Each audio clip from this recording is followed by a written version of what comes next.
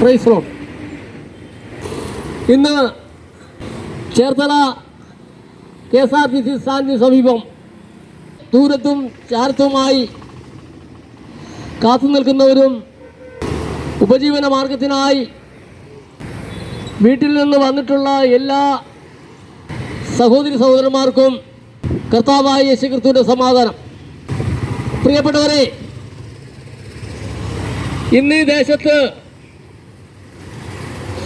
കർത്താവായ യേശുക്രിസ്തുവിന്റെ സുവിശേഷവുമായി കടന്നു വരുവാൻ സ്വർഗീയ പിതാവ് ഞങ്ങൾക്ക് കൃപ നൽകിയതിനായി ഞങ്ങൾ ദൈവത്തെ സ്തുതിക്കുന്നു. കാരണം യേശു കർത്താവ് ലോകത്തോട് പറഞ്ഞ ഒരു നഗ്ന സത്യമുണ്ട്. കാലം തികഞ്ഞു, ദൈവരാജ്യം സമീപിച്ചിരിക്കുന്നു, മാനസാന്തരപ്പെട്ട് സുവിശേഷത്തിൽ വിശ്വസിപ്പിൻ. പ്രിയപ്പെട്ട സഹോദരി സഹോദരന്മാരെ, എന്താണ് അതിനുള്ള ഒരു കാരണം? ദൈവം ഭൂമിയിൽ ഒരു മനുഷ്യൻ പോലും ഇല്ലാതിരിക്കുമ്പോൾ ദൈവം ഒരു മനുഷ്യനെ സൃഷ്ടിച്ചു. ആ മനുഷ്യന്റെ പേര് ആദാം എന്നായിരുന്നു. വിശുദ്ധ ബൈബിളിൽ ഉൽപ്പത്തി പുസ്തകം 1-ാം അധ്യായം മുതൽ വായിക്കുമ്പോൾ നമുക്കവിടെ കാണാം, ആ മനുഷ്യനെ സൃഷ്ടിച്ചതിന് ശേഷം ആ മനുഷ്യന് ഗാഢനിദ്ര വരുത്തി തൻ്റെ അസ്ഥിയിൽ നിന്നും തനിക്കൊരു തുണയെ ദൈവം സൃഷ്ടിച്ചു. അങ്ങനെ ഭൂമിയിൽ മനുഷ്യരുണ്ടാകണമെന്ന് ദൈവത്തിൻ്റെ ഇഷ്ടം അവിടെ സാധിപ്പിച്ച് തരികയാണ് ചെയ്തത്. എന്നാൽ ആ മനുഷ്യനോട് പറഞ്ഞത്, ഈ കാണാവുന്ന തോട്ടത്തിൽ കാണുന്ന സകല വൃക്ഷത്തിന്റെ ഫലം നിങ്ങൾക്ക് ഭക്ഷിക്കാം, ഇഷ്ടം പോലെ ഭക്ഷിക്കാം. എന്നാൽ തോട്ടത്തിന് നടുവിൽ നിൽക്കുന്ന ആ വൃക്ഷത്തിന്റെ ഫലം നിങ്ങൾ ഭക്ഷിക്കരുത്. അതുമാത്രമായിരുന്നു ഒന്നാം മനുഷ്യനായ ആദാമിന് കൊടുത്ത പ്രമാണം. ആ പ്രമാണം സാത്താനായ പിശാച് ഹവ്വായെ ഉപായത്താൽ ചതിച്ചു. അവിടെ പാപമുണ്ടായി, ദൈവകൽപ്പന ലംഘിച്ചു. അതുമൂലം ആ ഒന്നാം മനുഷ്യനായ ആദാമിനും തൻ്റെ ഭാര്യയായ ഹവ്വായ്ക്കും ദൈവ തേജസ് കൊണ്ടാണ് അവര് മറച്ചിരുന്നത്. ആ ദൈവ തേജസ് അന്ന് അവർക്ക് നഷ്ടമായി. ആ പാപം ചെയ്ത മനുഷ്യനെ ദൈവം ആ മനുഷ്യൻ മടങ്ങി വരുവാൻ വേണ്ടിയിട്ട് അവരെ പാർപ്പിച്ചിരുന്ന ഏദൻ തോട്ടത്തിൽ നിന്നും അവരെ ഇറക്കി വിട്ടു. ആ വ്യക്തി മാനസാന്തരപ്പെട്ടു വരണം. ദൈവത്തിന് വേണമെങ്കിൽ അന്ന് തന്നെ നശിപ്പിച്ച് കളയാമായിരുന്നു. പക്ഷെ ദൈവം അവരോട് കരുണ കാണിച്ചു. അങ്ങനെ ലോകത്തിൽ പാപം പെരുകി, ജനങ്ങൾ വർദ്ധിച്ചു വരുന്നു. അങ്ങനെ ലോകം മുഴുവനും ജനങ്ങൾ വർദ്ധിച്ചു വരുമ്പോൾ പാപം പെരുകിക്കൊണ്ടിരിക്കുന്നു. അങ്ങനെ ദൈവത്തിന് നമ്മളോടുള്ള ഒരു മഹാകരുണയാണ് സ്വർഗത്തിൽ പിതാവിന്റെ മടിയിലിരുന്ന തന്റെ ഏകജാതനായ പുത്രനെ ഭൂമിയിലേക്ക് മനുഷ്യപുത്രനായിട്ട് അവതരിച്ച് ലോകത്തിന്റെ പാപങ്ങൾ മുഴുവനും ഏറ്റെടുക്കുവാനായിട്ട് ഏൽപ്പിച്ചു കൊടുത്തു. റോമാലേഖനം 8-ാം അധ്യായത്തിൽ ഇങ്ങനെ വ്യക്തമായി വെളിപ്പെടുത്തിയിരിക്കുന്നു. ദൈവം വ്യക്തമായി ചെയ്ത ഒരു വിഷയം വിശുദ്ധ അപ്പോസ്തലനായ പൗലോസ് ആത്മാവിൽ എഴുതി വച്ചിരിക്കുന്നു. നമ്മളത് വ്യക്തമായിട്ട് നമ്മൾ മനസ്സിലാക്കാതെ പോകാൻ സാധിക്കത്തില്ല.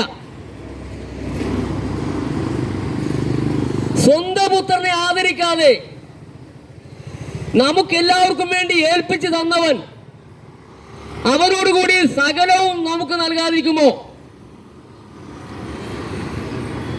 ഈ ആദാമിനെയും ഹവ്വയെയും ഇവിടെ ഈ ഭൂമിയിൽ ആക്കിയത് അവർ ഭൂമിയിൽ മാത്രം അധ്വാനിച്ച് ജീവിക്കുവാൻ വേണ്ടി മാത്രമായിരുന്നില്ല. അവരൊരു പരീക്ഷ ജയിക്കണം. ആ പരീക്ഷ ജയിച്ചു കഴിഞ്ഞാൽ ദൈവത്തോടു കൂടി വസിക്കണം. ഈ കാണാവുന്ന ലോകത്തിലുള്ള സകല മനുഷ്യരും പിതാവായ ദൈവത്തിന്റെ കൂടെ വസിക്കുവാനാണ്, ഒരു കുടുംബമായി വസിക്കുവാനാണ്, പിതാവും മക്കളുമായിട്ട് ജീവിക്കുവാനാണ് ദൈവം ആഗ്രഹിച്ചത്. അത് ആ ഒന്നാം മനുഷ്യനായ ആദാം മൂലം തന്നെ അത് നഷ്ടമാവുകയാണ്. എന്നാൽ ദൈവം നീതിമാനാകൊണ്ട് മനുഷ്യൻ വെറും ജഡമാണെന്ന് ദൈവത്തിനറിയാം. അതുകൊണ്ട് ദൈവം നമുക്ക് വേണ്ടി കരുണ ചെയ്തു. ഇന്നും ഈ ഭൂമിയിലുള്ള സകല മനുഷ്യരെയും മാനസാന്തരപ്പെട്ട് ദൈവത്തിന്റെ ഇഷ്ടം ചെയ്യുവാനായിട്ട് പിതാവായ ദൈവം ആഗ്രഹിക്കുന്നു. അങ്ങനെ നമ്മൾ ഈ ലോകത്തിൽ, ഇപ്പോൾ ഈ ലോകം സർവ്വലോകവും ദുഷ്ടന്റെ അധീനതയിലാണ്. ഈ ദുഷ്ടലോകത്തിൽ കിടന്ന് നമ്മൾ ഈ ദുഷ്ടനെ ജയിക്കണം, സാത്താനായ പിശാചിനെ ജയിക്കണം.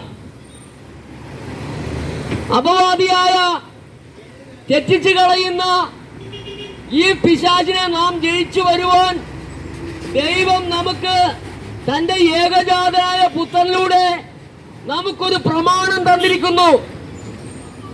ഒരു പ്രമാണം, അത് ദൈവത്തിന്റെ പ്രമാണം. ആ പ്രമാണമാണ് നമുക്ക് തന്നിരിക്കുന്നത്.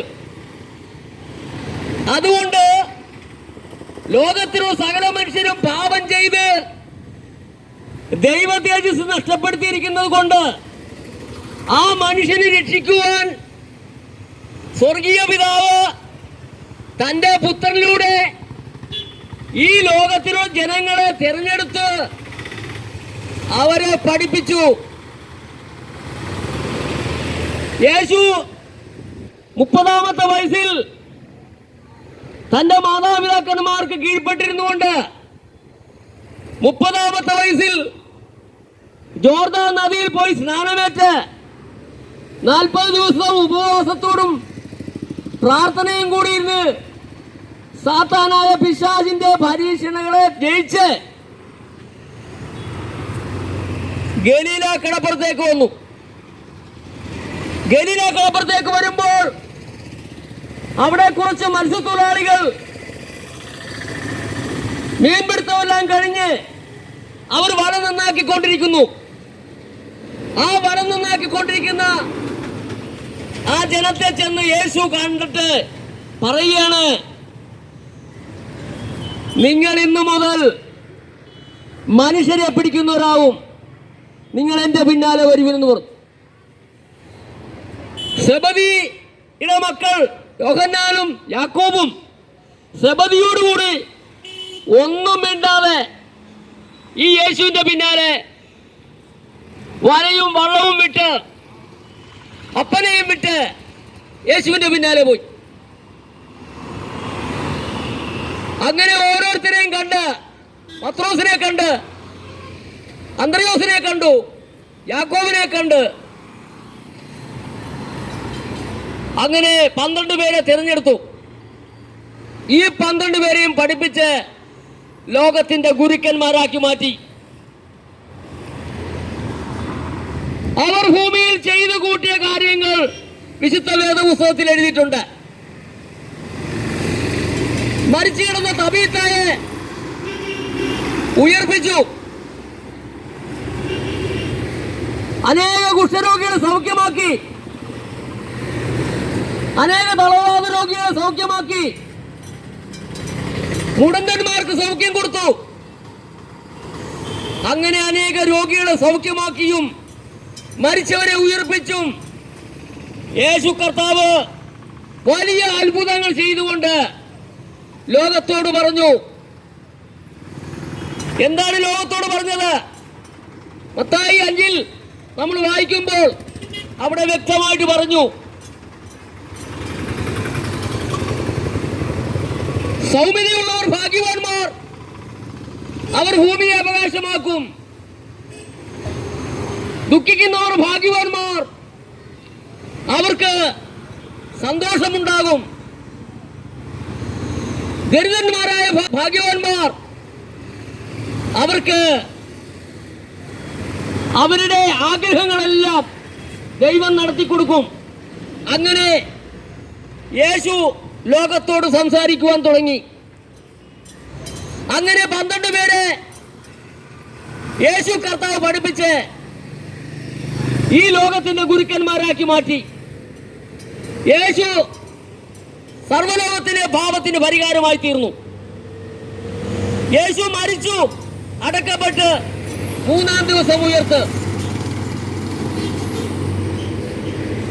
അനേകർ മരിച്ചുവെങ്കിലും ഇന്നുവരെയും ഒരു കല്ലറ പോലും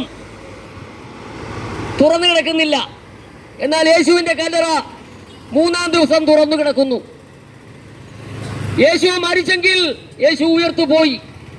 പ്രിയപ്പെട്ടവരെ, ആ യേശു കർത്താവ് പറയാണ്,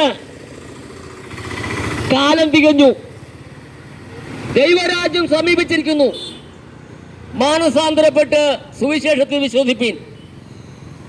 ഈ സുവിശേഷത്തിൽ വിശ്വസിക്കുന്നവരെ പിതാവിന്റെയും പുത്രന്റെയും പരിശുദ്ധാത്മാവിന്റെയും നാമത്തിൽ സ്നാനം കഴിപ്പിച്ചും ഞാൻ നിങ്ങളോട് കൽപ്പിച്ചതൊക്കെയും പ്രമാണിക്കുവാൻ തക്കവണ്ണം ഉപദേശിച്ചുകൊണ്ട് സകല ജാതികളും ശിഷ്യരാക്കിക്കൊള്ളുവിൻ. ഞാനോ ലോകാവസാനത്തോളം എല്ലാ നാളും നിങ്ങളോടുകൂടെ ഉണ്ട്. പ്രിയപ്പെട്ടവരെ, ആ കർത്താവിന് വേഗം വരും എന്ന് അവർക്ക് ഉറപ്പ് കൊടുത്തിരിക്കുന്നു. കർത്താവിന്റെ വരവിനെ കുറിച്ചുള്ള അനേകം സംഭവങ്ങൾ ലോകത്തിൽ നടന്നുകൊണ്ടിരിക്കുകയാണ്. അതുകൊണ്ട് ആ കർത്താവിന്റെ വരവിൽ നാം ഇവിടുന്ന് രൂപാന്തരം പ്രാപിച്ച് കടന്നു പോകേണ്ടവരാണ്. തെസ്സലോനിക്ക ലേഖനം 4-ാം അധ്യായത്തിൽ എഴുതിയിരിക്കുന്നു, കർത്താവ് താൻ ഗംഭീരനാദത്തോടും പ്രധാന ദൂതന്റെ ശബ്ദത്തോടും ദൈവത്തിന്റെ കാഹളത്തോടു കൂടി സ്വർഗത്തിൽ നിന്ന് ഇറങ്ങി വരികയും ക്രിസ്തുവിൽ മരിച്ചവരെ മുമ്പേ ഉയർക്കുകയും പിന്നെ ശേഷിച്ചിരിക്കുന്ന നാം എല്ലാവരും രൂപാന്തരം പ്രാപിക്കുകയും ചെയ്യുമെന്നാണ് വിശുദ്ധ വേദപുസ്തകത്തിൽ എഴുതിയിരിക്കുന്നത്. അപ്പോൾ ആ കർത്താവിന്റെ 2-ാം വരവിന് വേണ്ടി നാം ഒരുങ്ങേണ്ടവരാണ്. അതുകൊണ്ട് ആ നഗ്ന സത്യം ഇന്ന് ഈ ചേർത്തലയിലും ഈ പ്രദേശത്തും അറിയിക്കുവാനാണ് ദൈവത്തിന്റെ ദൂതുമായിട്ട് ഞങ്ങൾ ഈ ദേശത്ത് കടന്നു വന്നിരിക്കുന്നത്. അതുകൊണ്ട് പ്രിയപ്പെട്ടവരെ, എബ്രായലേഖനം 9-ാം അധ്യായം 27-ാം വാക്യത്തിൽ എഴുതിയിരിക്കുന്നു,